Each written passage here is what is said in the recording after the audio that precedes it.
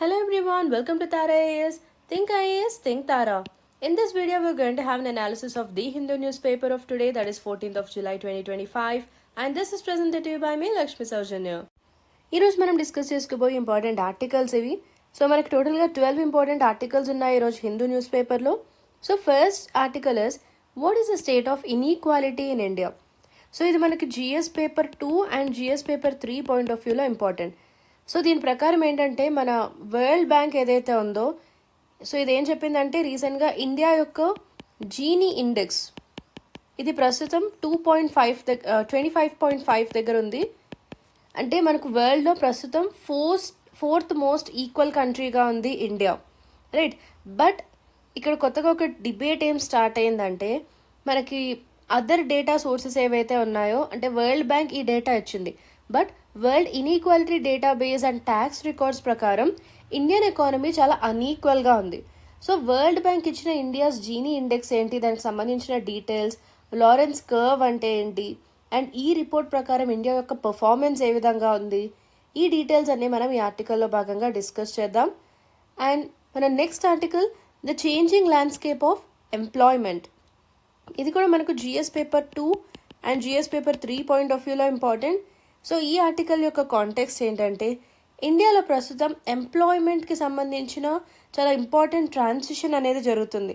So మనం జనరల్గా ఇప్పుడు చూసినట్లయితే ప్రతి సంవత్సరం చాలా మంది గ్రాడ్యుయేట్స్ వేరియస్ ఎడ్యుకేషన్ ఇన్స్టిట్యూషన్స్ నుండి బయటకు వస్తున్నారు. బట్ బయట ఉన్న సిచ్యుయేషన్స్కి తగ్గట్టుగా ఈ ఎంప్లాయబిలిటీ అనేది ఎంతవరకు ఉంది, అండ్ అదేవిధంగా వీరికి కావాల్సిన స్కిల్స్ అండ్ మార్కెట్ డిమాండ్స్కి తగ్గట్టుగా వీరికి ఎంప్లాయబిలిటీ ఉందా అంటే లేదు. సో చాలామంది గ్రాడ్యుయేట్స్ అయితే బయటకు వస్తున్నారు, బట్ మనకి మార్కెట్ డిమాండ్స్కి తగ్గట్టుగా వీరికి ఆ ఎంప్లాయబిలిటీ, ఆ స్కిల్స్ అనేవి ఉండడం లేదు.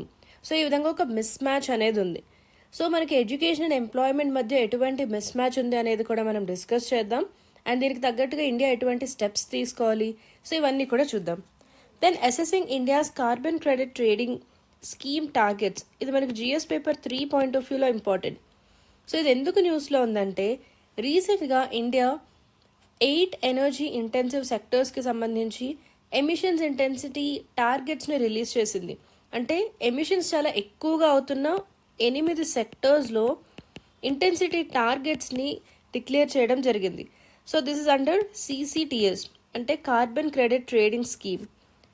సో దీని ప్రకారం మనం ఈ సిసిటిఎస్ అంటే ఏంటి, అండ్ ఈ కాంటెక్స్లో ప్యాట్ స్కీమ్ ఏంటి, perform, achieve and trade scheme, so ఇవన్నీ కూడా మనం అనలైజ్ చేద్దాం. వాట్ ఈస్ సిసిటిఎస్ అండ్ ఇండియాకి సంబంధించి టార్గెట్స్ ఏమున్నాయి, ఈ ఎమిషన్స్ ఇంటెన్సిటీ టార్గెట్స్, వీటిని అచీవ్ చేయడానికి ఇండియాకి ఎటువంటి ఛాలెంజెస్ ఉన్నాయి, సో ఇవన్నీ కూడా మనం డిస్కస్ చేద్దాం. Then India's poor resorting to informal credit says data. So ఏంటంటే మనకి ఇండియన్ పాపులేషన్లో ఆల్మోస్ట్ 96% మందికి బ్యాంక్ అకౌంట్స్కి యాక్సెస్ అనేది ఉంది. సో రీసెంట్ టైమ్స్లో మనం రీసెంట్ పాస్ట్లో మన గవర్నమెంట్ ఫైనాన్షియల్ ఇంక్లూజన్కి చాలా మెజర్స్ అనేవి తీసుకురావడం జరిగింది, లైక్ జీరో బ్యాలెన్స్ అకౌంట్స్ అని.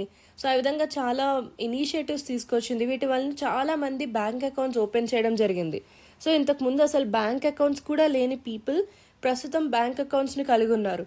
అండ్ మొత్తం ఇండియన్ పాపులేషన్లో 96% మందికి బ్యాంక్ అకౌంట్స్ ఉన్నాయంటే సెంటర్ యొక్క ఫైనాన్షియల్ ఇంక్లూషన్ ఎఫర్ట్స్ ఎంతవరకు సక్సెస్ అయ్యాయి అనేది మనకు తెలుస్తుంది. బట్ ఈ విధంగా మనకి బ్యాంక్ అకౌంట్స్కి యాక్సెస్ ఇంక్రీజ్ అయినప్పటికీ కూడా మనం రీసెంట్గా ఉన్న డేటా చూసినట్లయితే ఎకనామికలీ వీకర్ సెక్షన్స్ ఎక్కువగా ఇన్ఫార్మల్ క్రెడిట్ సోర్సెస్ అనేవి ఎక్కువగా ప్రిఫర్ చేయడం జరుగుతుంది. సో దీనికి సంబంధించిన డీటెయిల్స్ అన్నీ చూద్దాం. అండ్ మైక్రో ఫైనాన్స్ సెక్టర్, దీనికి సంబంధించిన బ్యాక్గ్రౌండ్ అంతా కూడా మనం డిస్కస్ చేద్దాం. Then dedicated rail freight corridor nears finish line. So అసలు ఈ డెడికేటెడ్ ఫ్రైట్ కారిడార్స్ అంటే ఏంటి, దీనికి సంబంధించిన కొన్ని డీటెయిల్స్ చూద్దాం.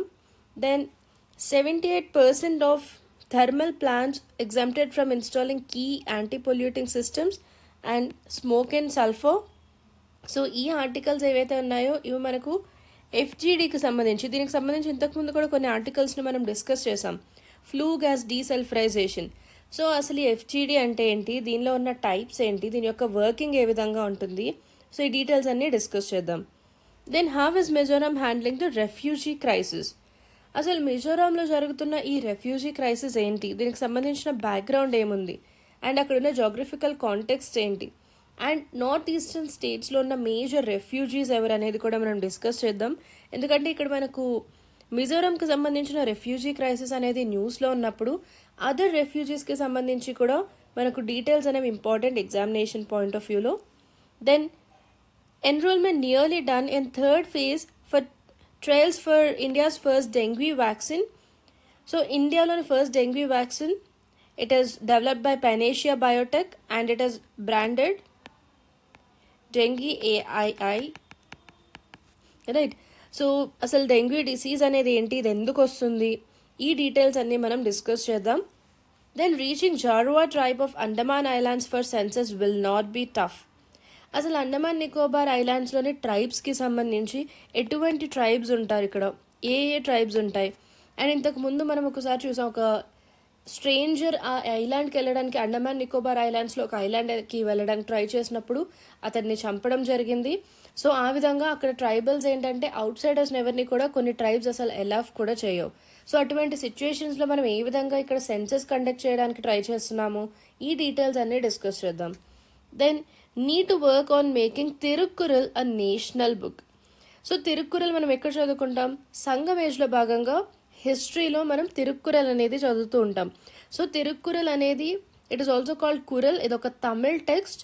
సో దీనికి సంబంధించిన డీటెయిల్స్, అసలు ఈ బుక్ ఏంటి, దీనిలో థీమ్స్ ఏముంటాయి, ఇది ఎందుకు ఇంపార్టెంట్, ఇవన్నీ కూడా మనం డిస్కస్ చేద్దాం. ఎందుకంటే సంగం ఏజ్కి రిలేటెడ్ టర్మినాలజీస్ పైన చాలాసార్లు మనకు ప్రీవియస్ ఇయర్స్లో క్వశ్చన్స్ అడగడం జరిగింది, right. Then శ్రింగ్లా Nikam 2 others nominated to Rajya Sabha. So రాజ్యసభలో ఉండే ఈ నామినేషన్ ప్రాసెస్ ఏంటి, రాజ్యసభ యొక్క అసలు కాంపోజిషన్ ఏ విధంగా ఉంటుంది, ఈ నామినేటెడ్ మెంబర్స్ని ఎందుకు ఈ విధంగా నామినేషన్ ప్రాసెస్ ద్వారా అపాయింట్ చేయడం జరుగుతుంది, ఈ డీటెయిల్స్ అన్ని మనం డిస్కస్ చేద్దాం. Then India joins military exercise Talisman Sabre in Australia. So అసలు ఈ ఎక్సర్సైజ్ ఏంటి, ఇది ఏ కంట్రీస్ మధ్య జరుగుతుంది, రైట్. సో ఇవన్నీ కూడా మనం ఈ డీటెయిల్స్ అన్ని డిస్కస్ చేద్దాం. సో ఇవి మనం ఈరోజు డిస్కస్ చేసుకోబోయే important articles. So let's get started. Here we have an important announcement of Anthromap course, master anthro through PYQs. This is a course by Sairam sir. So దీని యొక్క ఫీచర్స్ చూసినట్లయితే మీకు ఆంథ్రోపాలజీ సిలబస్ మొత్తం కూడా ప్రీవియస్ ఇయర్ క్వశ్చన్స్ యొక్క థీమ్స్తో cover చేయడం జరుగుతుంది. And మీకు బెస్ట్ క్వాలిటీ మోడల్ ఆన్సర్స్ని ప్రొవైడ్ చేస్తాం with embellishments, value addition boxes and case studies. System based answer writing ఉంటుంది. అండ్ 2 కాంప్రహెన్సివ్ టెస్ట్స్ ఉంటాయి విత్ ఇవాల్యుయేషన్. ఫ్యాకల్టీతో మెంటర్షిప్ కాల్స్ ఉంటాయి. అదేవిధంగా కరెంట్ అఫైర్స్ ఎన్రిచ్మెంట్ మెటీరియల్ కూడా ప్రొవైడ్ చేస్తాం. సో మీ ఆప్షనల్ ఆంథ్రోపాలజీ అయినట్లయితే do enroll in this course.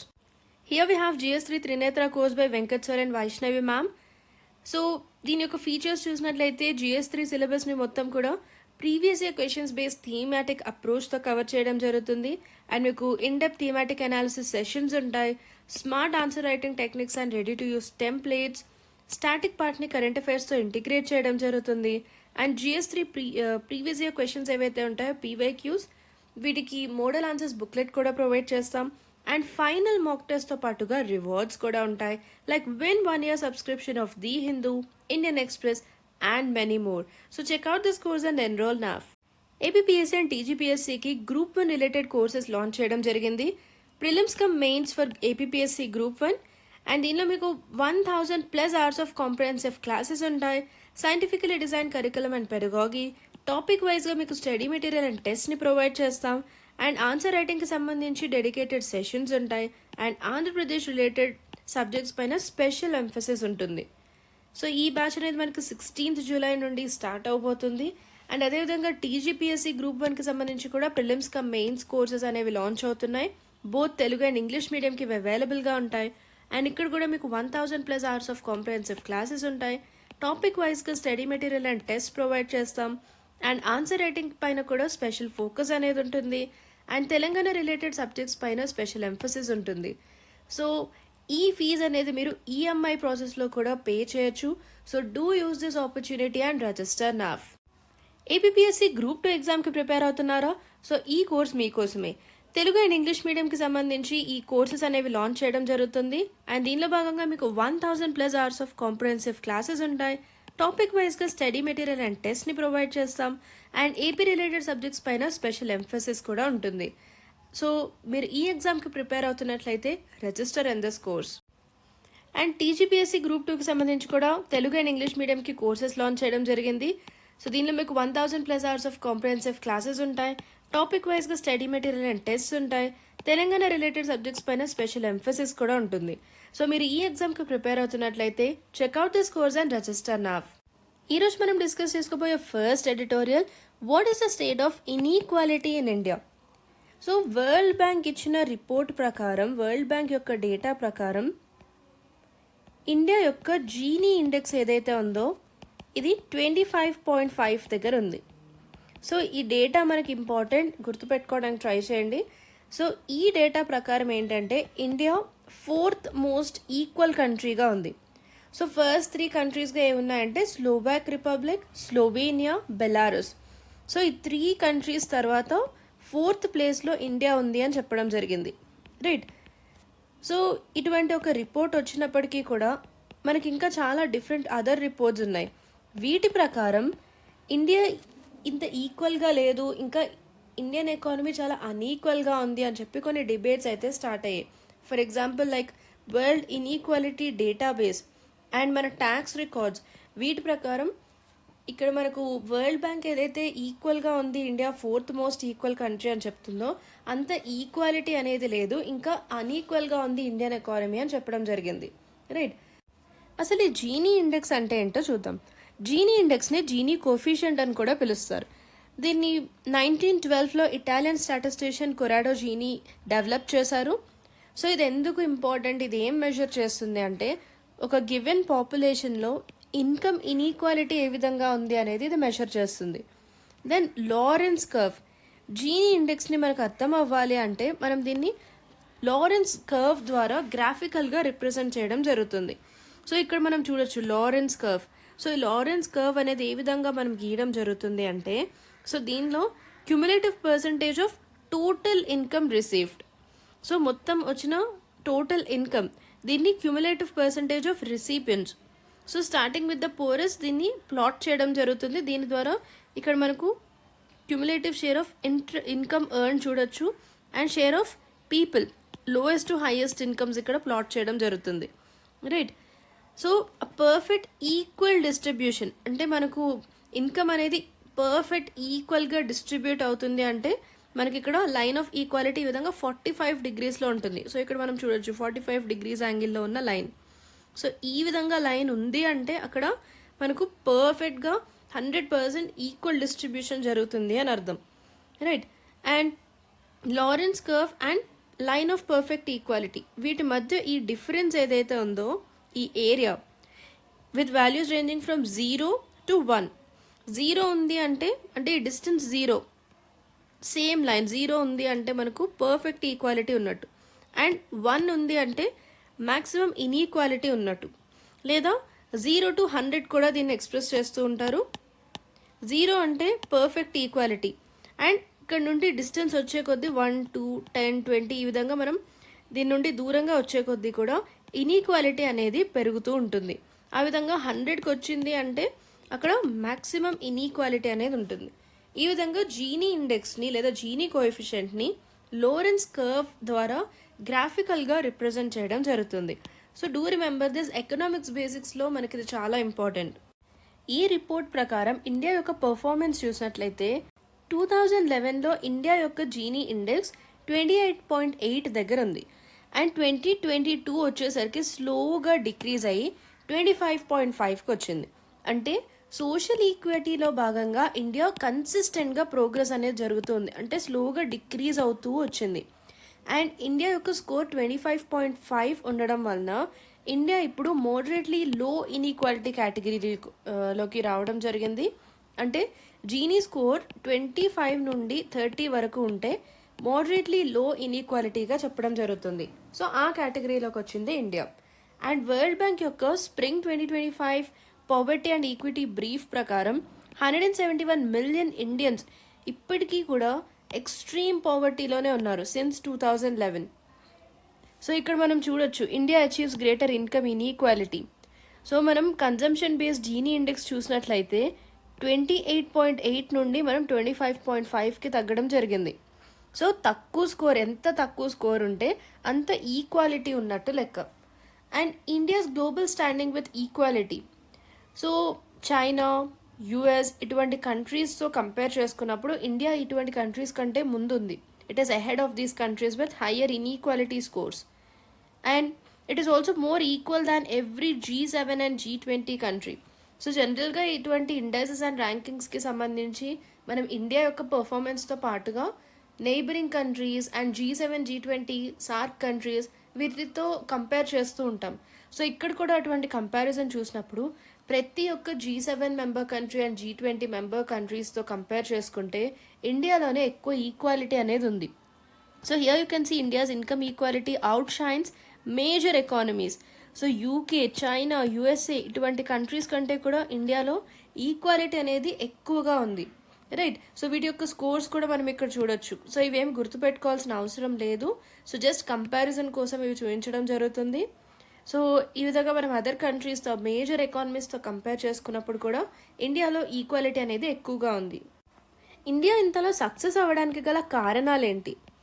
ఎటువంటి ఇనిషియేటివ్స్ వల్ల మనం ఇంత ఈక్వాలిటీ అనేది అచీవ్ చేయగలిగాం? సో దీని వెనుకున్న డ్రైవర్స్ ఏంటి, ఫ్యాక్టర్స్ ఏంటి అనేది మనం చూసినట్లయితే ఈక్విటీకి సంబంధించి గవర్నమెంట్ కొన్ని వెల్ఫేర్ స్కీమ్స్ని తీసుకురావడం జరిగింది. సో ఎటువంటివి అంటే మనకు పిఎం జన్ ధన్ యోజన ఉంది, right. So hope you know about this PM Jan Dhan Yojana. So ఈ స్కీమ్ ద్వారా ఏంటంటే దీని యొక్క మేజర్ టార్గెట్ ఏంటి? Financial inclusion, right. సో ఇండియాలో సోషల్ ఈక్విటీ కోసం ఫైనాన్షియల్ ఇన్క్లూషన్ని తీసుకురావాలి. దీనికోసం ఈ ఆబ్జెక్టివ్తో ప్రధాన్ మంత్రి జన్ ధన్ యోజనని లాంచ్ చేసాం. అండ్ మనం June 2025 లాస్ట్ మంత్ వరకు ఉన్న లేటెస్ట్ డేటాను చూసినట్లయితే జన్ ధన్ అకౌంట్స్ ఇండియాలో ఆల్మోస్ట్ 55.69 crore పీపుల్కి జన్ ధన్ అకౌంట్స్ అనేవి ఉన్నాయి. అంటే గవర్నమెంట్ బెనిఫిట్స్కి, ఫార్మల్ బ్యాంకింగ్ సర్వీసెస్కి వీరికి డైరెక్ట్ యాక్సెస్ అనేది ఉంది, ఎందుకంటే వీరికి బ్యాంక్ అకౌంట్స్ అనేవి ఉన్నాయి కాబట్టి. సో ఇదొక ఇనిషియేటివ్. సో ఇంకొక ఇనిషియేటివ్ ఏంటి అంటే we have Ayushman Bharat. So Ayushman Bharat ప్రోగ్రామ్ని కూడా గవర్నమెంట్ తీసుకురావడం జరిగింది.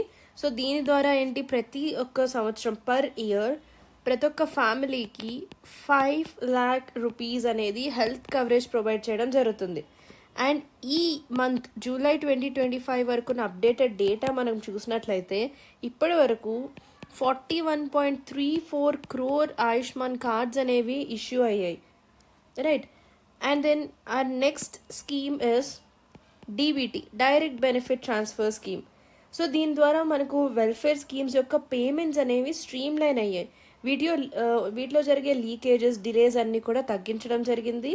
అండ్ క్యూములేటివ్ సేవింగ్స్ అనేవి ఆల్మోస్ట్ 3.48 lakh crores రీచ్ అయింది. So this is as of March 2023. Then our next scheme is Pradhan మంత్రి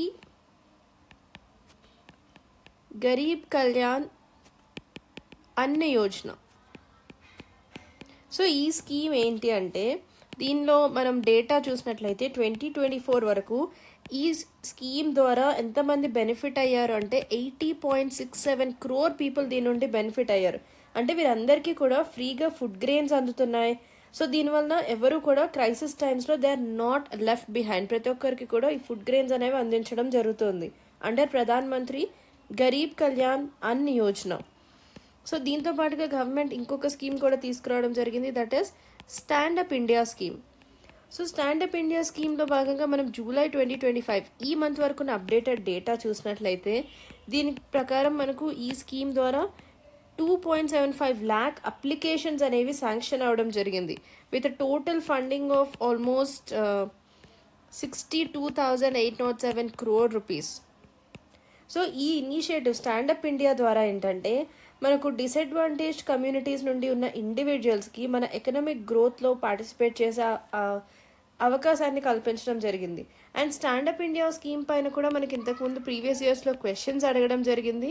సో గవర్నమెంట్ స్కీమ్స్ వాటి యొక్క ఇనిషియేటివ్స్ ఏంటి, దాని యొక్క ప్రొవిజన్స్ ఏంటి, ఎవరెవరు ఆ స్కీమ్కి ఎలిజిబుల్గా ఉంటారు, అండ్ ఎంత సక్సెస్ అనేది సాధించడం జరిగింది ఇప్పటి వరకు, ఇవన్నీ కూడా మనకి ఎగ్జామినేషన్ పాయింట్ ఆఫ్ వ్యూలో ఇంపార్టెంట్.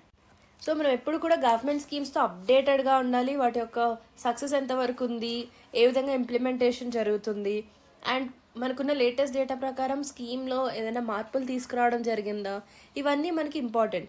సో మెయిన్స్ ఆన్సర్స్లో భాగంగా కూడా మనం ఏదైనా ఈ విధమైన ఒక ఫైనాన్షియల్ ఇంక్లూజన్ గురించి రాస్తున్నామంటే అప్పుడు మనం ప్రధాన్ మంత్రి జన్ ధన్ యోజన అని మెన్షన్ చేయొచ్చు. మెన్షన్ చేసి దీని యొక్క ప్రొవిజన్స్ ఏంటి, ఇప్పటి వరకు ఎంత సక్సెస్ అనేది సాధించడం జరిగింది, ఈ విధమైన పాయింట్స్ మనం యాడ్ చేసినట్లయితే it will add more weight to your answer, right. So ఇవి ఇండియాలో ఈక్వాలిటీ అనేది ఇంక్రీజ్ అవడానికి గల కారణాలు. సో ఇప్పుడు మనం ఈ జీనీ ఇండెక్స్ ఏదైతే ఉందో దీని కంపైలేషన్తో కొన్ని ఇష్యూస్ ఉన్నాయి. సో అదేంటి అనేది చూద్దాం. ఫస్ట్ ఇష్యూ ఏంటి అంటే it is regarding consumption versus income inequality or wealth inequality. So ఇది ఇక్కడ ఉన్న ఫస్ట్ ఇష్యూ ఈ పర్టికులర్ ఇండెక్స్తో. ఎందుకంటే ఈ రిపోర్ట్లో మనకి ఏవైతే ఇన్ఈక్వాలిటీ ఫిగర్స్ని ఇవ్వడం జరుగుతుందో ఇవి మనకు వెల్త్ ఆర్ ఇన్కమ్కి సంబంధించినవి కాదు, కన్జంప్షన్కి సంబంధించిన ఫిగర్స్ అవి. అంటే కన్జంప్షన్ ఇన్ఈక్వాలిటీ అనేది వెల్త్ ఆర్ ఇన్కమ్ ఇన్ఈక్వాలిటీ కంటే జనరల్గా తక్కువగా ఉంటుంది. సో మనం ఒక ఎగ్జాంపుల్ కన్సిడర్ చేసినట్లయితే ఒక పూర్ హౌస్ హోల్డ్ మనం ఎగ్జాంపుల్గా తీసుకుంటే వారి యొక్క ఇన్కమ్లో మెజారిటీ ఆఫ్ ద ఇన్కమ్ దేనిపైన స్పెండ్ చేస్తారు, జనరల్గా ఎసెన్షియల్ సర్వీసెస్ పైన, నెసెసిటీస్ పైన స్పెండ్ చేస్తూ ఉంటారు. అండ్ సేవింగ్స్కి చాలా తక్కువ మిగిల్చుకోవడం జరుగుతుంది, ఎందుకంటే already they are a poor household, వారికి వచ్చే ఇన్కమ్ తక్కువగా ఉంటుంది. సో సస్టైన్ అవ్వడానికి కావాల్సిన బేసిక్ అండ్ ఎసెన్షియల్ సర్వీసెస్ ఏవైతే ఉంటాయో వాటిపైనే ఎక్కువగా స్పెండ్ చేస్తూ ఉంటారు. అండ్ వాటికే ఇన్కమ్ అంతా సరిపోతుంది, సేవింగ్స్ చేసుకోవడానికి ఎక్కువగా వారికి మిగిలే అవకాశం ఉండదు. సో ఇదొక ఫస్ట్ ఇష్యూగా మనం చెప్పొచ్చు. సో సెకండ్ ఇష్యూ ఏంటంటే ఈ ఇండెక్స్కి సంబంధించి ఒక కాంప్రహెన్సివ్ డేటా అనేది ఉండదు, రైట్. సో వరల్డ్ బ్యాంక్ ఇచ్చిన డేటాలో మనకు tax data, national surveys, income distribution data sets ఇవన్నీ కూడా ఇగ్నోర్ చేయడం జరుగుతుంది. సో ఫర్ ఎగ్జాంపుల్ మనం ఆల్రెడీ చెప్పుకున్నాం వరల్డ్ ఇన్ఈక్వాలిటీ డేటాబేస్ అని. So this is led by Thomas Piketty. According to this database, top 1% of adults in India, అంటే ఇండియాలోని మొత్తం అడల్ట్స్లో టాప్ 1%ని మనం తీసుకుంటే వారి దగ్గరే మొత్తం వెల్త్లో 40% ఈ 1% పీపుల్ దగ్గరే ఉంది. అంటే ఇండియాలో వెల్త్ కాన్సన్ట్రేషన్ ఎంతవరకు ఉందో, ఎంత ఎక్కువగా ఉందో మనకి ఈ ఎగ్జాంపుల్ ద్వారా తెలుస్తుంది, రైట్. సో ఈ డేటాబేస్ ద్వారా మనకి వచ్చిన ఫిగర్స్ ఇవి. మనకున్న పాపులేషన్లో 1%, టాప్ 1% ఆఫ్ అడల్ట్స్ దగ్గరే 40% ఆఫ్ ద వెల్త్ అనేది వీరి దగ్గరే కాన్సన్ట్రేట్ అయి ఉంది, రైట్. సో ఇదొక issue. Then next issue is methodological issues. So ఈ డేటాబేస్ మెథడలాజికల్ ఇష్యూస్ కూడా ఉన్నాయి. అంటే కన్జంప్షన్ స్పెండింగ్ ఏదైతే ఉందో దానికి సంబంధించిన డేటా ఎక్కడి నుంచి తీసుకుంటున్నారు, house hold consumption expenditure surveys of 2011 and 12 and 2022-23.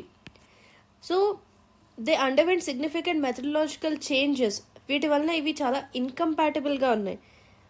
So ఈ సర్వేస్ ఏంటంటే ఎంతవరకు ఎక్స్పెండిచర్ జరుగుతుంది అనే దానికి సంబంధించి అక్యురేట్ ఇన్ఫర్మేషన్ అనేది ఇస్తుండొచ్చు, బట్ ఎక్స్ట్రీమ్లీ హై ఇన్కమ్స్ని ఇవి క్యాప్చర్ చేయడం లేదు. దీనివలన ఇన్ఈక్వాలిటీ యొక్క ఎస్టిమేషన్ అనేది కరెక్ట్గా చేయడానికి అవకాశం లేకపోయింది. సో ఫైనలీ ఇవి దీంతో ఉన్న ఇష్యూస్ అండ్ సంబంధించి అన్ని డీటెయిల్స్ అనేవి మనం ఇప్పటివరకు డిస్కస్ చేసుకున్నాం. So finally what is the way forward, ఎటువంటి సొల్యూషన్స్ ఉన్నాయి దీనికి అంటే మనం ఒక మల్టీ డైమెన్షనల్ అప్రోచ్ని ఫాలో అవ్వాల్సి ఉంటుంది, రైట్. సో ఫస్ట్ మీరు ఈ పాయింట్ని మెన్షన్ చేయొచ్చు దీనికి ఒక సొల్యూషన్గా, ఒక మల్టీ డైమెన్షనల్ అప్రోచ్. అంటే దీనిలో భాగంగా కేవలం కన్జంప్షన్ మాత్రమే కాకుండా consumption, income, wealth data, so ఇటువంటివన్నీ కూడా కంబైన్ చేయొచ్చు. దెన్ డేటా కలెక్షన్ని మనం ఇంకా ఇంప్రూవ్ చేయాలి. సో ఏ విధంగా అయితే మనం డేటా కలెక్ట్ చేస్తున్నామో దీన్ని ఇంకా మనం ఇంప్రూవ్ చేయాలి.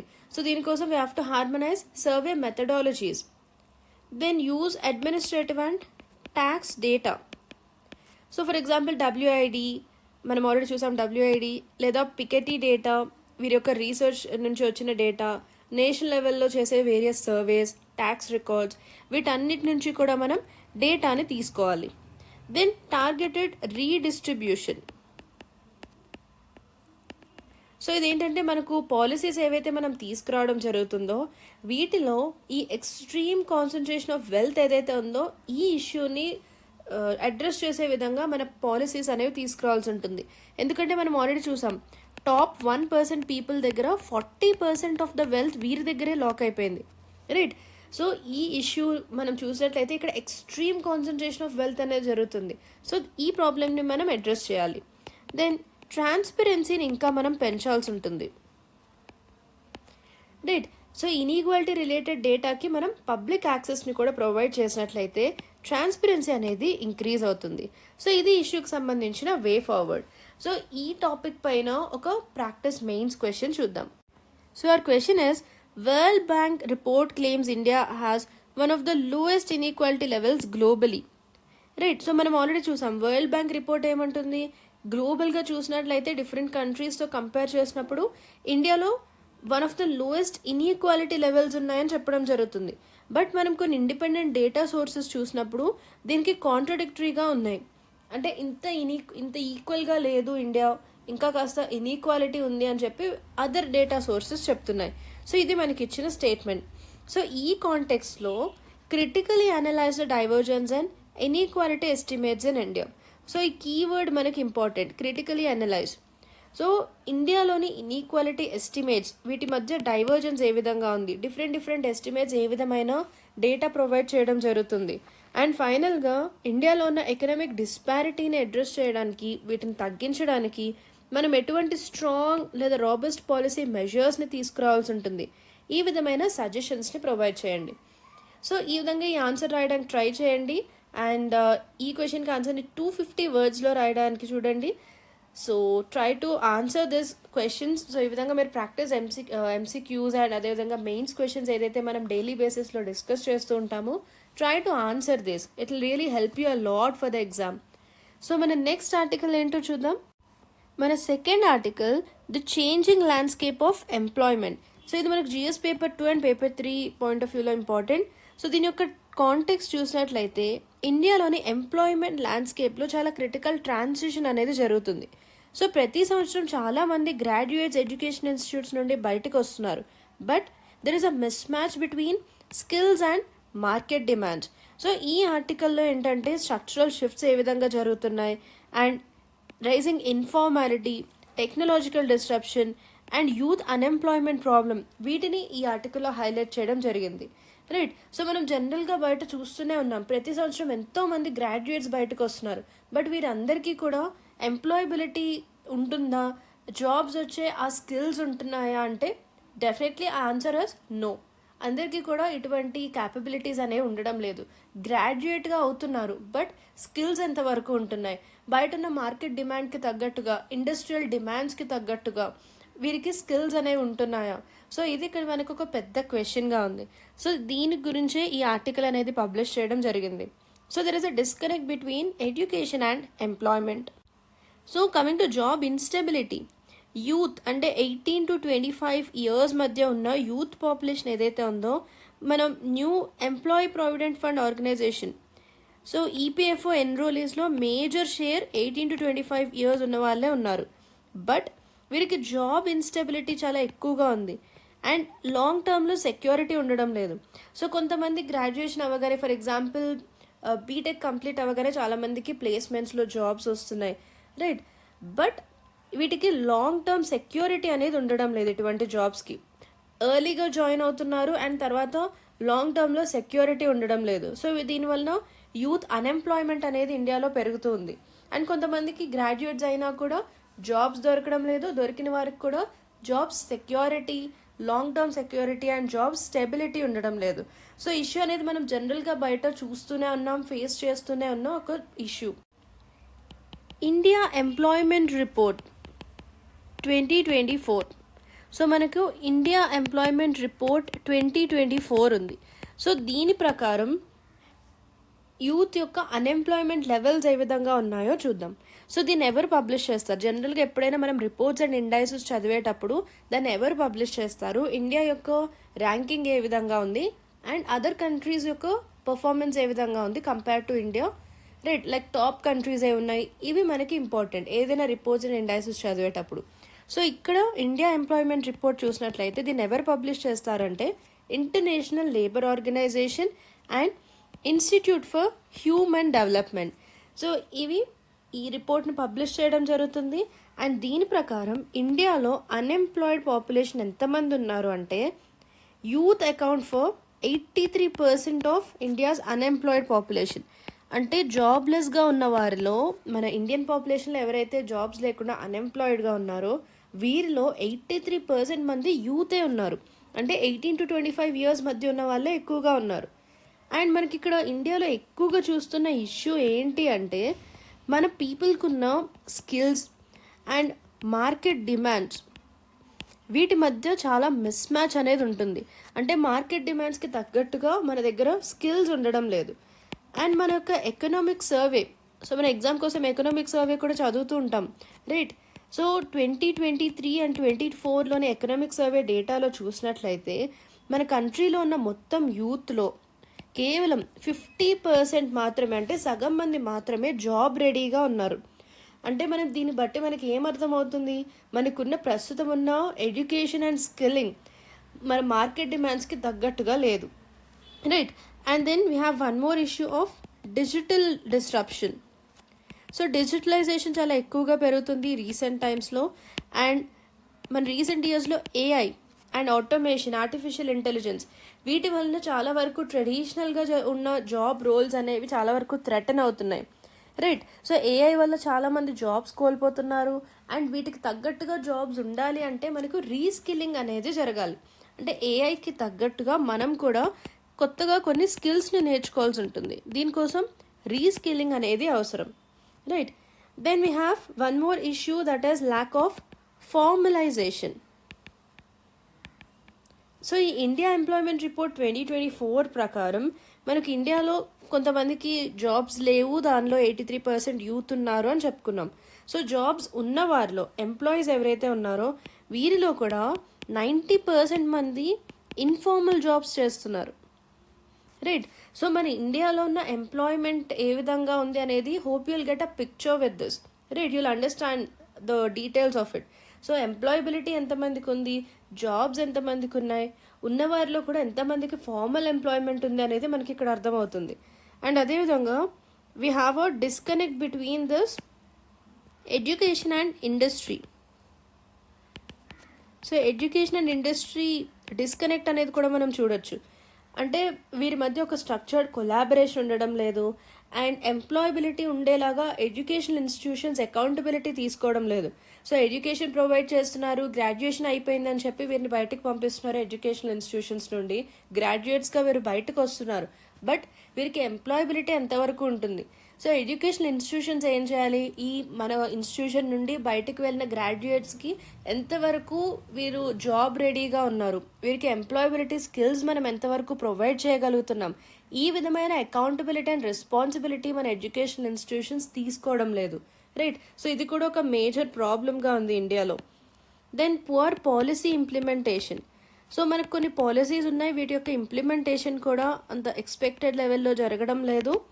సో స్కీమ్స్ అయితే ఉన్నాయి, స్కిల్లింగ్కి సంబంధించిన స్కీమ్స్, బట్ వీటి యొక్క effective implementation and institutional coordination అనేది ఉండడం లేదు.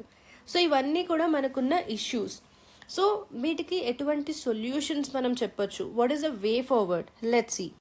ఇండియాలో ఎంప్లాయబిలిటీకి సంబంధించి సిచ్యువేషన్ ఎలా ఉందనేది చూసాం. సో దీనికి సొల్యూషన్ ఏంటి అంటే ఇండస్ట్రీ అండ్ అకాడమియా లింక్స్ ఏవైతే ఉన్నాయో వీటిని మనం ఈ లింక్స్ని ఇంకా స్ట్రెంగ్తన్ చేయాలి.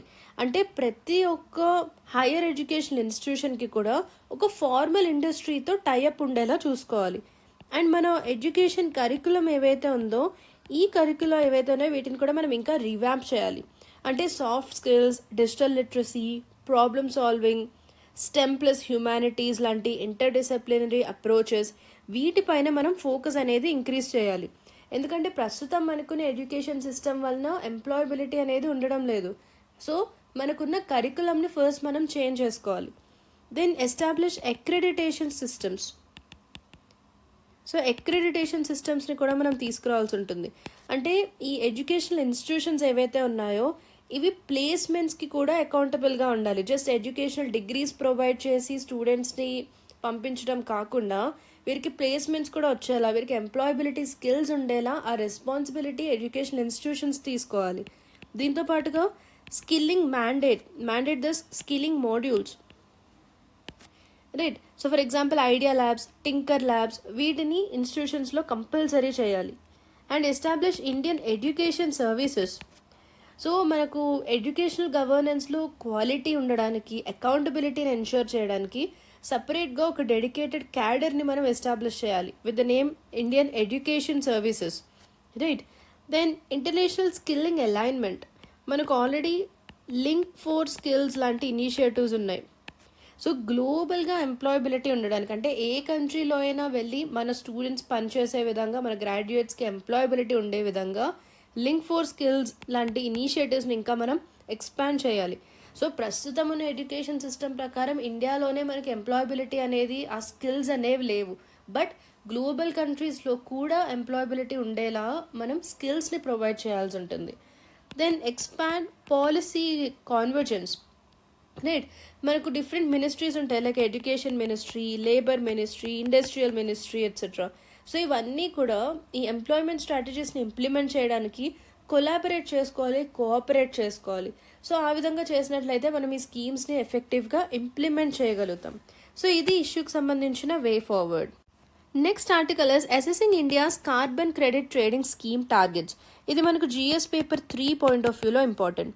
సో దీని యొక్క కాంటెక్స్ట్ ఏంటంటే, ఇండియన్ గవర్నమెంట్ రీసెంట్గా 8 ఎనర్జీ ఇంటెన్సివ్ సెక్టర్స్కి సంబంధించి ఎమిషన్ ఇంటెన్సిటీ టార్గెట్స్ని ఇంట్రడ్యూస్ చేసింది. So this is under CCTS, carbon credit trading system. So this builds on the earlier Pat scheme. So ఇంతకుముందు ప్యాట్ స్కీమ్ ఉండేది. సో దీని యొక్క ఎయిమ్ ఏంటి? ఇండస్ట్రీస్లో ఎనర్జీ ఎఫిషియన్సీ దీని యొక్క మేజర్ ఎయిమ్.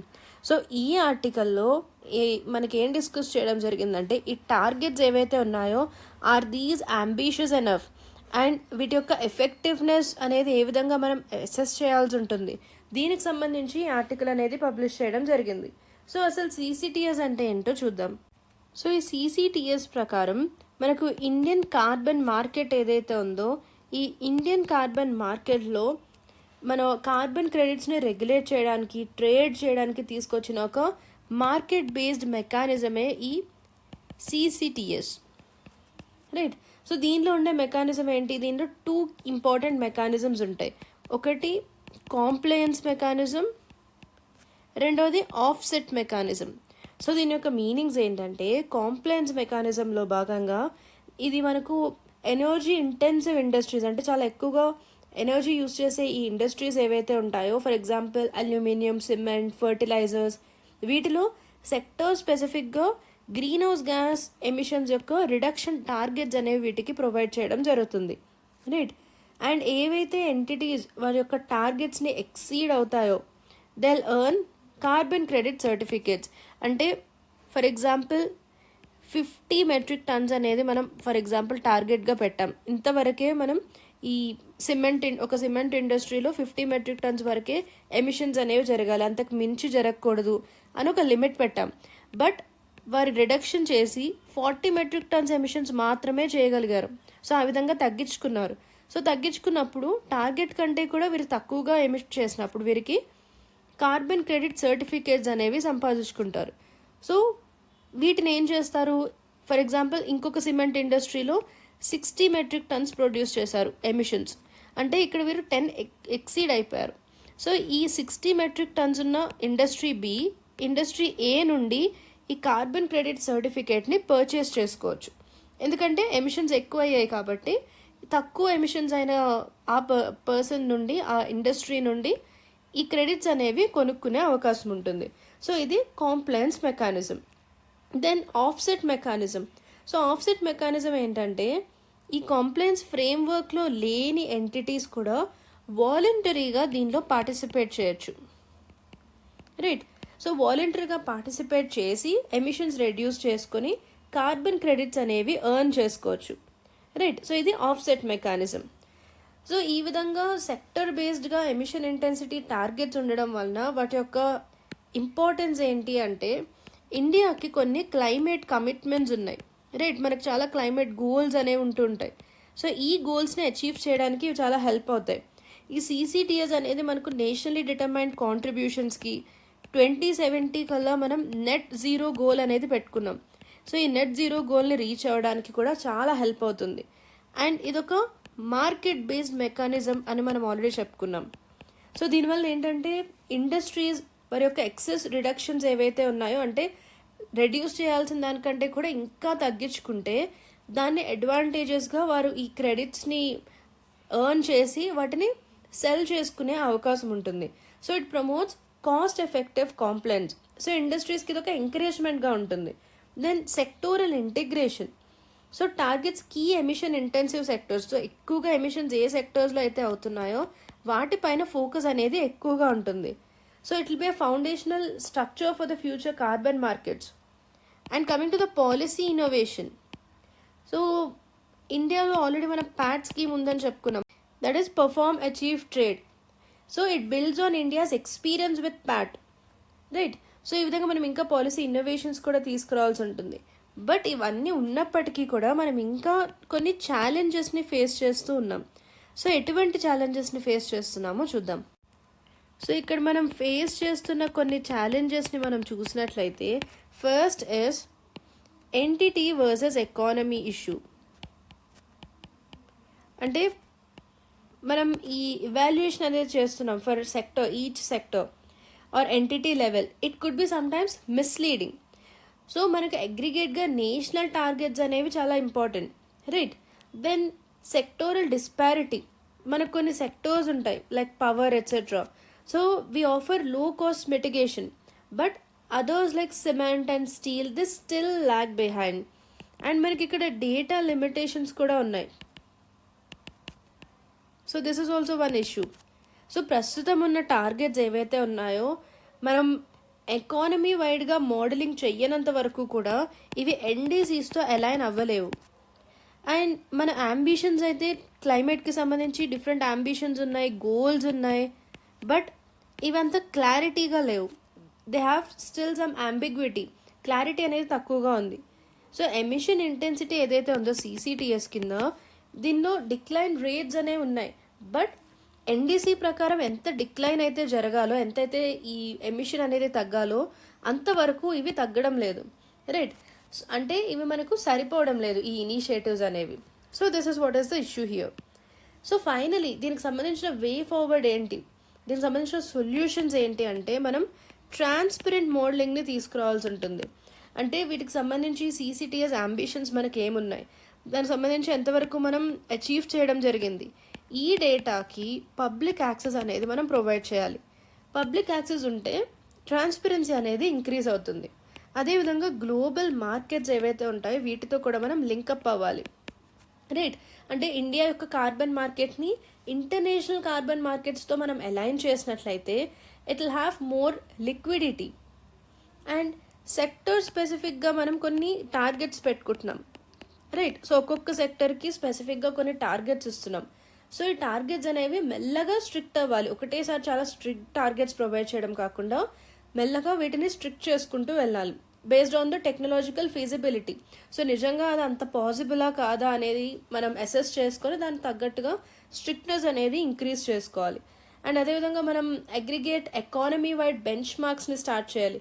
అంటే ఎంటిటీ లెవెల్ రిడక్షన్స్ కాకుండా అగ్రిగేట్ రిడక్షన్స్ వైపు మనం షిఫ్ట్ అయినట్లయితే it will be consistent with our GDP and NDC goals. So ఇది ఇష్యూకి సంబంధించిన వే ఫార్వర్డ్. సో మన నెక్స్ట్ ఆర్టికల్ ఏంటో చూద్దాం. India's poor resorting to informal credit shows data. So మన ఇండియన్ పాపులేషన్లో 96% మందికి బ్యాంక్ అకౌంట్స్కి యాక్సెస్ ఉంది. బట్ మనకు సెంటర్ యొక్క ఫైనాన్షియల్ ఇంక్లూషన్ ఎఫర్ట్స్ వలన ఈ విధమైన ఒక అచీవ్మెంట్ అనేది మనం సాధించగలిగాం. బట్ రీసెంట్ డేటా ప్రకారం ఎకనామికలీ వీకర్ సెక్షన్స్ ఇప్పటికీ కూడా ఈ ఇన్ఫార్మల్ క్రెడిట్ సోర్సెస్ ఏవైతే ఎక్స్పెన్సివ్గా ఉంటాయో, అన్రెగ్యులేటెడ్గా ఉంటాయో అటువంటి క్రెడిట్ సోర్సెస్ నుండే ఇంకా క్రెడిట్ అనేది తీసుకుంటూ ఉన్నారు. సో ఈ ఆర్టికల్ యొక్క సిగ్నిఫికెన్స్ మనం చూసినట్లయితే 2018-19 అండ్ 2022-23 మధ్య ఉన్న డేటా చూస్తే institutional borrowing, especially economically weaker సెక్షన్స్లో ఇన్స్టిట్యూషనల్ బారోయింగ్ అనేది 4.2% తగ్గింది. And non institutional borrowing 5.8% increase అయింది, రైట్. సో ఎందుకు ఇటువంటి షిఫ్ట్ ఉంది అనేది మనం ఫర్దర్గా డిస్కస్ చేద్దాం. అండ్ మైక్రో ఫైనాన్స్ ఏదైతే ఉందో దీనిలో డిఫాల్ట్స్ అనేవి మనం ఎక్కువగా చూస్తూ ఉంటాం, right. But it indicates stress among low income borrowers and possible over lending. అసలు ఈ మైక్రో ఫైనాన్స్ సెక్టర్ ఏంటి, దీని యొక్క ఇంపార్టెన్స్ ఏంటి అనేది ఫస్ట్ చూద్దాం. సో మైక్రో ఫైనాన్స్ సెక్టర్స్ అంటే మార్జినలైజ్డ్ అండ్ పువర్ ఇండివిజువల్స్కి స్మాల్ వాల్యూ లోన్స్ అనేవి ఇది ప్రొవైడ్ చేస్తుంటాయి. అంటే చిన్న చిన్న అమౌంట్స్ అనేవి ప్రొవైడ్ చేస్తారు. ఎవరికైతే ఫార్మల్ బ్యాంకింగ్ సర్వీసెస్కి యాక్సెస్ ఉండదో వాళ్ళు ఏం చేస్తారు, మైక్రో ఫైనాన్స్ సెక్టర్స్ దగ్గరికి వెళ్ళి అక్కడ నుండి చిన్న చిన్న అమౌంట్స్లో లోన్స్ అనేవి తీసుకుంటూ ఉంటారు. సో దీనిలో భాగంగా ఏముంటాయంటే మనకు savings accounts, fund transfer, micro insurance వంటివి ఉంటాయి. సో దీని యొక్క హిస్టారికల్ బ్యాక్గ్రౌండ్ మనం చూస్తే 1974లోనే ఇండియాలోని ఫస్ట్ మైక్రో ఫైనాన్స్ ఇన్స్టిట్యూషన్ని ఎస్టాబ్లిష్ చేయడం జరిగింది. That is self employed women's association, సేవా బ్యాంక్. సో ఇది ఎగ్జామ్ పాయింట్ ఆఫ్ వ్యూలో చాలా important, try to remember this. దీని ఒక కోఆపరేటివ్ బ్యాంక్గా మనం రిజిస్టర్ చేసాం. And Nobel laureate Mohammad Yunus, he led foundation of modern MFIs. ఎందుకంటే ఈయన బంగ్లాదేశ్లో 1976లో గ్రామీణ్ బ్యాంక్ని ఎస్టాబ్లిష్ చేశారు. అండ్ ఈ మన కంట్రీలో ఏవైతే మైక్రో ఫైనాన్స్ ఇన్స్టిట్యూషన్స్ ఉంటాయో వీటిని ఎవరైనా రెగ్యులేట్ చేస్తున్నారా అంటే ఎస్, మన రిజర్వ్ బ్యాంక్ ఆఫ్ ఇండియా వీటిని రెగ్యులేట్ చేస్తుంది. అండ్ వీటికి సంబంధించి మనకు ఒక ఇంపార్టెంట్ కమిటీ ఉంది, ఇట్ ఈస్ మాలేగామ్ కమిటీ. దీన్ని 2010లో కాన్స్టిట్యూట్ చేశారు బై ఆర్బీఐ. సో ఇది ఏమనిందంటే మన కంట్రీలోని ఈ ఎంఎఫ్ఐస్ ఏవైతే ఉంటాయో ఈ మైక్రో ఫైనాన్స్ ఇన్స్టిట్యూషన్స్, అదేవిధంగా non banking financial companies, so NBFCs and MFIs వీటిని రెగ్యులేట్ చేయడానికి ఒక ఫ్రేమ్వర్క్ని తీసుకురావాలని చెప్పి రికమెండ్ చేయడం జరిగింది. అండ్ ఈ ఎంఎఫ్ఐస్కి సంబంధించి కొన్ని గవర్నమెంట్ ఇనిషియేటివ్స్ కూడా ఉన్నాయి, like self help group and bank linkage programme. And we have Pradhan Mantri Mudra Yojana. ఇటువంటి స్కీమ్స్ ఆల్రెడీ గవర్నమెంట్ తీసుకురావడం జరిగింది, రైట్. సో ఇది మన ఇండియాలోని మైక్రో ఫైనాన్స్ యొక్క సిచ్యువేషన్ ఈ విధంగా ఉంది, రైట్. సో రీసెంట్ టైమ్స్లో ఇన్ఫార్మల్ క్రెడిట్నే ఎక్కువగా తీసుకుంటూ ఉన్నారు. So just go through this data. మన next article dedicated rail freight corridor nears finish line. అసలు ఈ డిఎఫ్సిస్ అంటే ఏంటనేది చూద్దాం. సో ఇవేంటంటే ఇవి స్పెషలైజ్డ్ రైల్వే ట్రాక్స్, అంటే కేవలం ఫ్రైట్ ట్రాన్స్పోర్ట్ కోసం మాత్రమే వేసే స్పెషలైజ్డ్ రైల్వే ట్రాక్స్ ఇవి. సో ఇవి కారిడార్స్, అంటే వీటిలో మనకు double stock containers, heavy hall trains, so ఈ విధంగా వీటి కోసం వీటిని ఎక్కువగా యూటిలైజ్ చేస్తూ ఉంటారు. సో ఎందుకు ఇది ఇంపార్టెంట్ అంటే వీటి వలన కెపాసిటీ అనేది ఇంక్రీజ్ అవ్వడం జరుగుతుంది. అండ్ ఈ ఫ్రైట్ ట్రాన్స్పోర్ట్ అండ్ ట్రాన్సిట్ అనేది ఇంకా ఫాస్ట్గా జరుగుతుంది. ఎందుకంటే ఇవి డెడికేటెడ్గా వీటికి మాత్రమే యూజ్ చేస్తాం, ఫ్రైట్కి మాత్రమే, గూడ్స్ ట్రాన్స్పోర్ట్కి మాత్రమే యూజ్ చేయడం వలన ఫాస్ట్గా అవుతుంది. అదేవిధంగా వీటి యొక్క కెపాసిటీ కూడా ఇంక్రీజ్ అవుతుంది. అండ్ మన కంట్రీలో మినిస్ట్రీ ఆఫ్ రైల్వేస్ ఏదైతే ఉందో ఈ ministry of railways 2 dedicated freight corridors యొక్క కన్స్ట్రక్షన్ని టేకప్ చేయడం జరిగింది. ఒకటి ఈస్టర్న్ డెడికేటెడ్ ఫ్రైట్ కారిడార్, రెండోది western dedicated freight corridor. So eastern corridor ఎక్కడి నుండి ఎక్కడి వరకు ఉంటుంది, ఈ డీటెయిల్సే మనకి ఎగ్జామినేషన్ పాయింట్ ఆఫ్ వ్యూలో important. That is why mentioning all this, right. So ఇటువంటి ఫ్యాక్ట్స్ మనం గుర్తుపెట్టుకోవాల్సి ఉంటుంది. Try to memorize these things. So eastern corridor Ludhiana నుండి సోన్ నగర్ వరకు ఉంటుంది. అండ్ వెస్టర్న్ కారిడార్ మన జవహర్లాల్ నెహ్రూ పోర్ట్ టెర్మినల్ జేఎన్పిటి నుండి దాద్రి వరకు ఉంటుంది. సో ఈస్టర్న్ కారిడార్ యొక్క లెంత్ ఎంత అంటే 1337 కిలోమీటర్స్ అండ్ వెస్టర్న్ కారిడార్ యొక్క లెంత్ 1506 కిలోమీటర్స్. అంటే లెంత్ వైజ్ వెస్టర్న్ కారిడార్ లెంతీగా ఉంటుంది.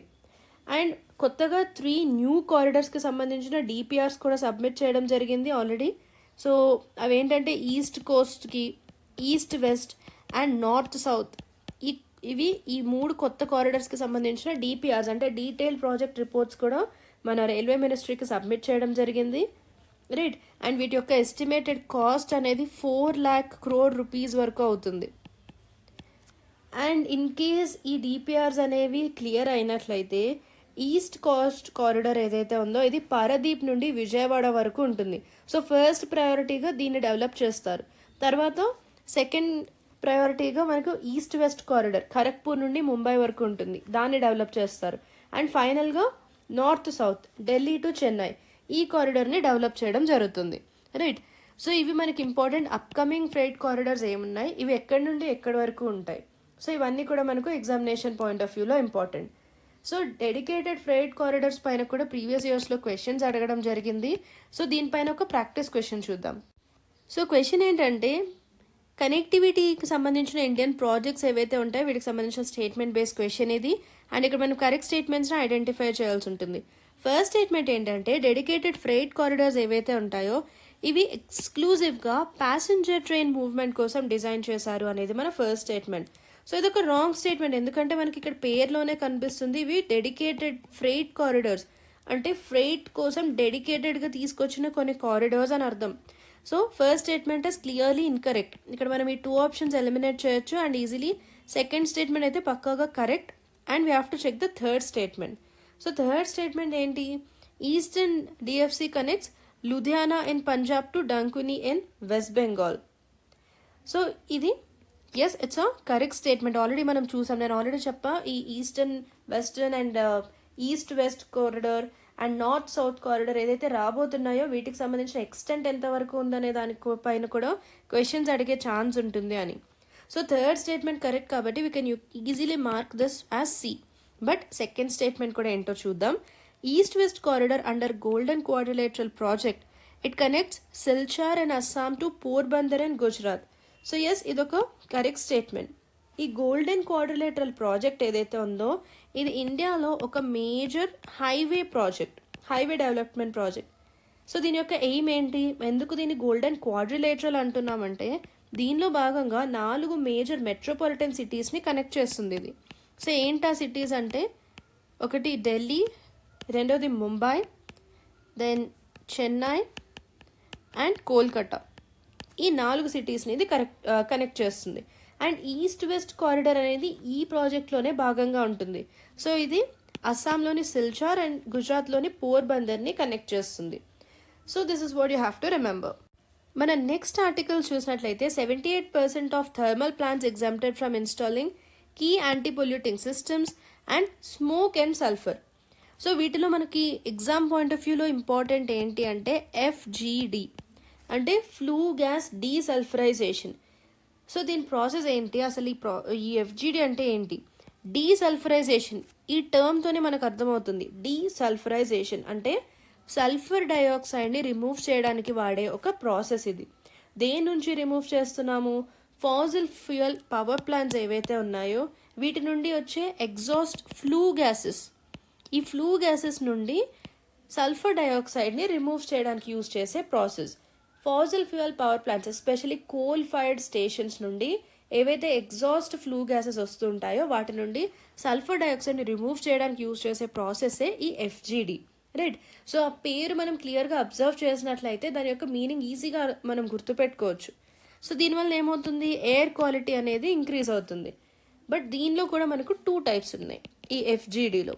సో ఆ 2 టైప్స్ ఏంటి అంటే, ఒకటి non regenerable once through process అంటాం. సో ఏంటి వన్స్ త్రూ ప్రాసెస్ అంటే, యూజ్ చేసిన తర్వాత సార్బెంట్ని డిస్పోజ్ చేస్తారు, sometimes like by products like gypsum. And second process ఏంటంటే regenerable. First the non regenerable, second the regenerable process. So regenerable ప్రాసెస్లో సార్బెంట్ని రీజనరేట్ చేస్తారు, అందుకని రీజనరబుల్ అంటాం, రైట్. సో దీనివల్ల ఏంటంటే కొన్ని యూస్ఫుల్ ప్రోడక్ట్స్ అనేవి ప్రొడ్యూస్ చేస్తారు, లైక్ ఎలిమెంటల్ సల్ఫర్ లేదా సల్ఫ్యూరిక్ యాసిడ్, ఇటువంటివి జనరేట్ చేయడం జరుగుతుంది. సో ఈ విధంగా మనకు 2 టైప్స్ ఆఫ్ FGDs ఉంటాయి. సో ఇది ఏ విధంగా పనిచేస్తుందంటే, ఈ ఫ్లూ గ్యాసెస్ ఏవైతే ఎగ్జాస్ట్ నుండి బయటికి వస్తాయో ఈ ఫ్లూ గ్యాసెస్ని will treat it with an absorbent. For example lime stone slurry ఇటువంటి వాటిని యూజ్ చేస్తాం. సో ఇవి ఏం చేస్తాయి, సల్ఫర్ డైఆక్సైడ్తో రియాక్ట్ అవుతాయి. రియాక్ట్ అయ్యి జిప్సమ్ లాంటి కొన్ని బై ప్రోడక్ట్స్ని ఇవి ప్రొడ్యూస్ చేస్తాయి.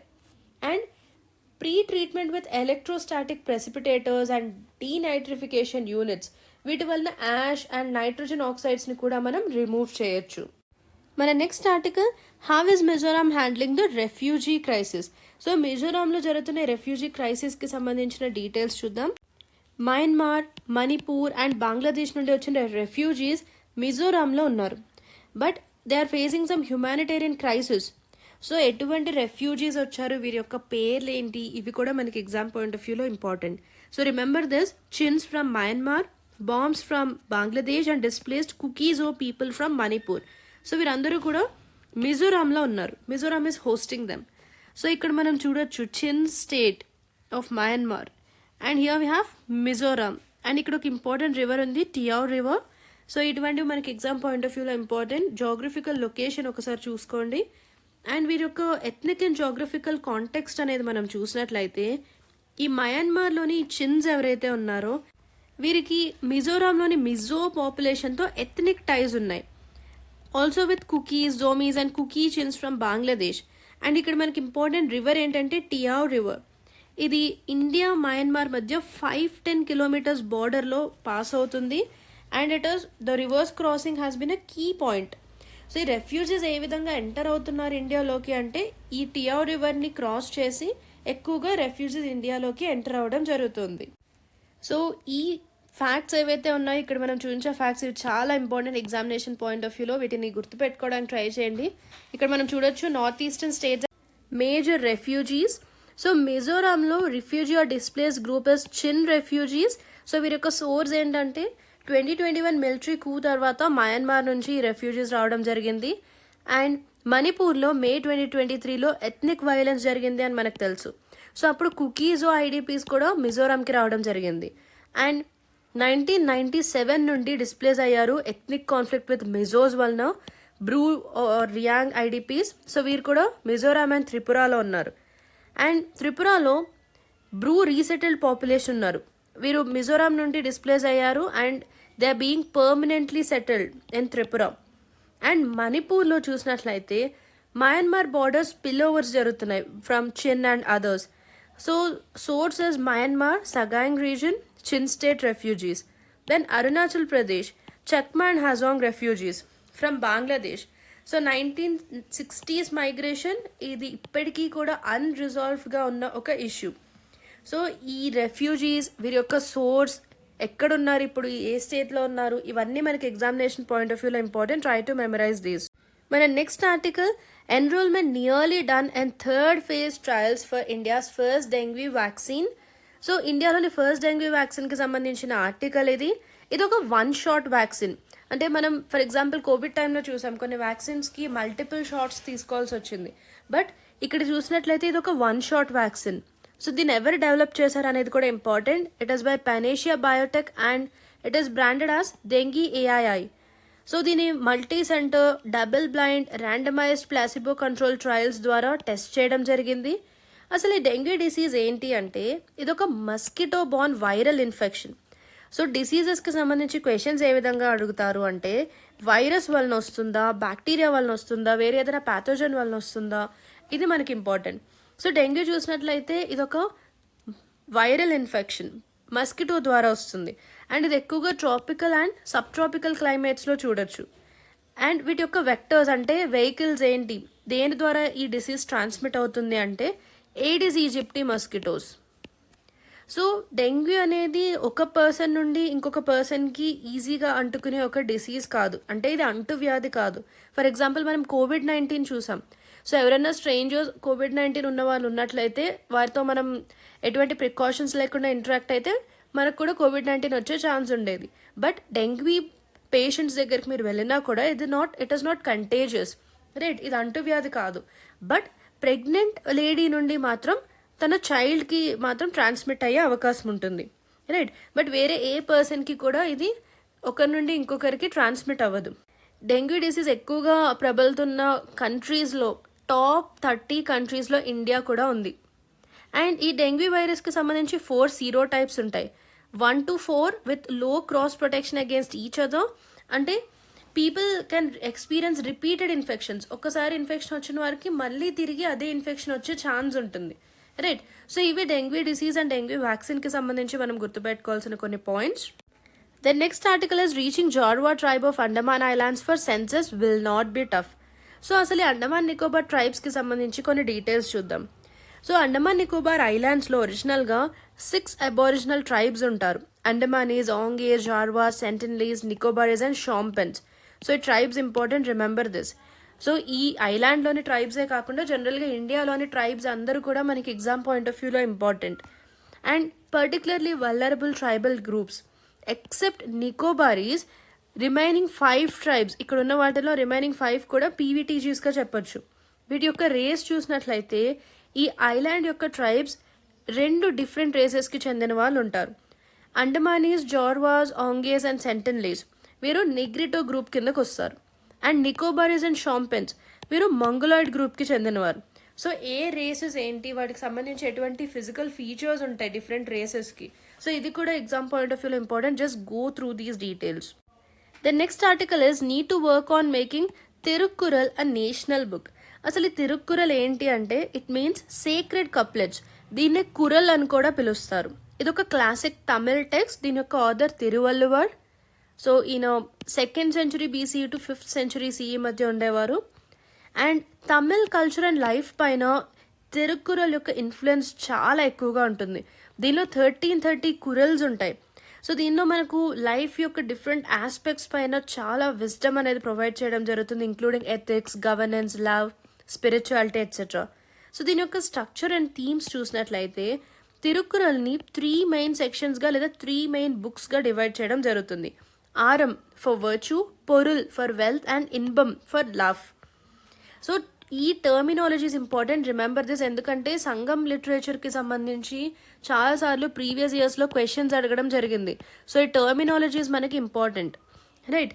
And Thiruvalluvar he live during the time of Tamil classic age. So మనం హిస్టరీలో సంగం పీరియడ్ గురించి చదువుకుంటాం. So just brush up this, ఎందుకంటే రీసెంట్గా మనకి ఇది న్యూస్లో ఉంది కాబట్టి just go through the Sangam period. So is known as a philosopher, sage and poet. So ఇది తిరుక్కురల్కి సంబంధించిన బేసిక్ డేటా. మన next article Shringla, Nikam and 2 others nominated to Rajya Sabha. So Rajya Sabha యొక్క కాంపోజిషన్ ఏముంటుంది? మ్యాక్సిమం 250 మెంబర్స్ ఉండొచ్చు రాజ్యసభలో. అండ్ ఈ 250 మెంబర్స్లో 238 members states and union territories యొక్క రిప్రజెంటేటివ్స్ ఉంటారు. వీరిని ఇండైరెక్ట్గా ఎన్నుకుంటాం, రైట్. అండ్ రిమైనింగ్ 12 మెంబర్స్ వీరిని మన రాష్ట్రపతి నామినేట్ చేస్తారు, రైట్. సో ఈ 12 మెంబర్స్ ఎవరైతే ఉంటారో వీరిని ఏ ఫీల్డ్స్ నుండి నామినేట్ చేస్తుంటారు, ఎవరిని సెలెక్ట్ చేస్తారు అంటే art, literature, then science and social service. ఈ సెక్టర్స్ ఏవైతే ఉన్నాయో వీటిలో ప్రాక్టికల్ ఎక్స్పీరియన్స్ లేదా స్పెషల్ నాలెడ్జ్ ఉన్న పర్సన్స్ని 12 మెంబర్స్ని రాజ్యసభకి మన రాష్ట్రపతి నామినేట్ చేస్తారు. సో దీనికి సంబంధించి మన కాన్స్టిట్యూషన్లో ఎక్కడైనా మెన్షన్ చేశారా అంటే ఎస్, ఆర్టికల్ 80లో దీనికి సంబంధించిన ప్రొవిజన్స్ అనేవి మనం చూడొచ్చు. దానిలో మనం కౌన్సిల్ ఆఫ్ స్టేట్స్ యొక్క కాంపోజిషన్కి సంబంధించిన డీటెయిల్స్ ఉంటాయి, రైట్. అండ్ క్లాజ్ 3లో వీరి అపాయింట్మెంట్కి సంబంధించిన క్వాలిఫికేషన్స్ని కూడా మెన్షన్ చేయడం జరిగింది.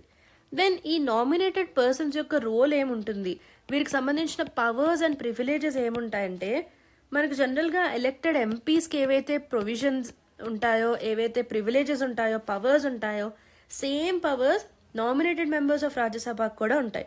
అండ్ నార్మల్గానే హౌస్ యొక్క ప్రొసీడింగ్స్లో they can take part. And election of president and vice president.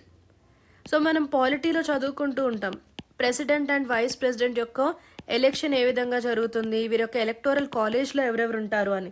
So ఇక్కడ మనకు ఒక ఇంపార్టెంట్ పాయింట్ ఏంటి అంటే మన రాష్ట్రపతిని, ఉపరాష్ట్రపతిని ఎన్నుకునేటప్పుడు ఈ నామినేటెడ్ మెంబర్స్ ఎవరైతే ఉంటారో వీరిని ఎలవ్ చేయరు, రైట్. ఎలక్టోరల్ కాలేజ్లో వీరు ఉండరు. But they have the right of vote in the election of vice president. ప్రెసిడెంట్కి సంబంధించి ఎలక్టోరల్ కాలేజ్లో నామినేటెడ్ మెంబర్స్ ఉండకూడదు, బట్ వైస్ ప్రెసిడెంట్ ఎలక్షన్లో పార్టిసిపేట్ చేయొచ్చు. సో ఇది ఒక కీ డిఫరెన్స్ ఇక్కడ. Try to remember this difference. ఈరోజు మనం డిస్కస్ చేసుకోబోయే last article India joins military exercise Talisman Sabre in Australia. So 2025లో ఈ TS25 అనేది జరుగుతుంది. సో ఇది యాక్చువల్గా ఆస్ట్రేలియా అండ్ యునైటెడ్ స్టేట్స్ మధ్య బైలేటరల్గా డిజైన్ చేసిన ఒక exercise. And it's a multilaterally planned and conducted exercise. So India ఇంకొక 18 నేషన్స్తో పాటుగా, అంటే ఇన్ టోటల్ 19 నేషన్స్తో ఈ 11th ఐటరేషన్లో పార్టిసిపేట్ చేయడం జరుగుతుంది, ఇన్ ద 11th ఎడిషన్.